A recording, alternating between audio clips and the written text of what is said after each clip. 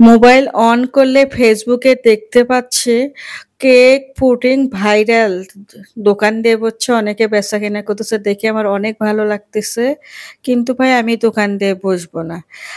ওদের cake pudding দেখে আমার লোভ হলো, তাই আমি ঘরে তৈরি করে নিলাম পুডিং। তাই আপনাদের মাঝে শেয়ার করলাম। হ্যালো এভরিওয়ান, সবাই কেমন আছেন? আমিও ভালো আছি। ক্যারামেল করার জন্য ৩ টেবিল চামচ চিনি দিলাম। ওভেনে করব, চুলাও করা যায়। যাদের ওভেন নাই তারা চুলাতে করে নিবেন বা গ্যাসের চুলায়।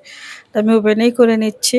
৩ টেবিল চামচ ক্যারামেল করতে ওভেনে দিয়ে দিলাম। আর ২ কেজি দুধ জাল দিয়ে আবার ১/২ কেজির একটু বেশি হয়েছে। দুধের মধ্যে ৬টি সাদা এলাচ দিয়েছিলাম গোটা, গোটা। আর ১ চিমটি লবণ টেস্ট আসার জন্য, আর চিনি ১.৫ টেবিল চামচ। আর মিষ্টি আপনারা যেমন খাবেন সেভাবে বুঝে দিন টেস্ট অনুযায়ী।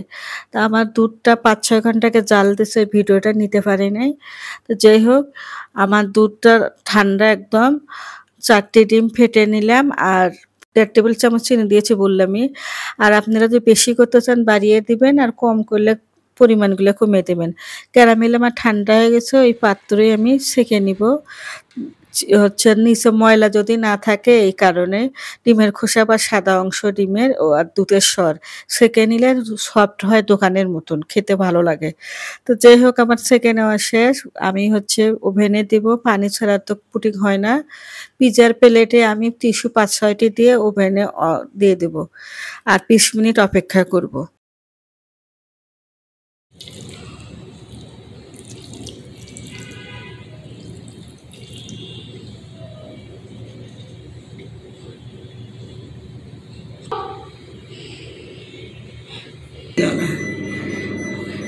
হ্যালো, দেখো, এই দেখুন আমার দিলাম এখন, সেটাকে আমরা এখন ওভেন অফ করলাম। আমরা টাইমার দিচ্ছি ২০ মিনিটের মতো আমরা করে। মিনিট অপেক্ষা করার পর আমি ফ্রিজে ৩-৪ ঘন্টা রেখেছিলাম। এখন আমি অন বের করে নিলাম, ফ্রিজ থেকে বের করে নিয়ে আমি বের করে খুলে নিচ্ছি চাকু দিয়ে। তা আমার কতটা সফট, কতটা সুন্দর পারফেক্ট পুডিং হয়েছে। দেখতে মনে হচ্ছে কালচে পুড়ে গেছে, আসলে তা না। খুব সুন্দর সফট, খুব সুন্দর কালার, খুবই সুন্দর হয়েছে। ওভেনে আমি ১ম তৈরি করলাম। ওভেনে আমি কখনো পুডিং তৈরি করিনি, এটাই ১ম। তো আমি সুন্দরভাবে তৈরি করে নিলাম। তো এখন আমরা সবাই খাবো। আমরা মাত্র মানুষ ৩ জন, তো এইজন্য বড়, বড় করে পিস করে কেটে নিলাম। পুডিংটা আসলেই অনেক, অনেক মজা হয়েছে। আমি নিজে তৈরি করছি বলে তা না। খেতে অনেক সফট, অনেক মজার, দোকানের মতো। দোকানের চেয়েও কম হয় নাই। তার বাকিগুলো আমি ফ্রিজে রেখে দিয়েছিলাম, পরের দিনে খেয়ে নিচ্ছি। তা আজ এই পর্যন্তই। খেতে, খেতে বিদায় নিব। সবাই ভালো থাকবেন। বাই, বাই, টাটা, আল্লাহ হাফেজ।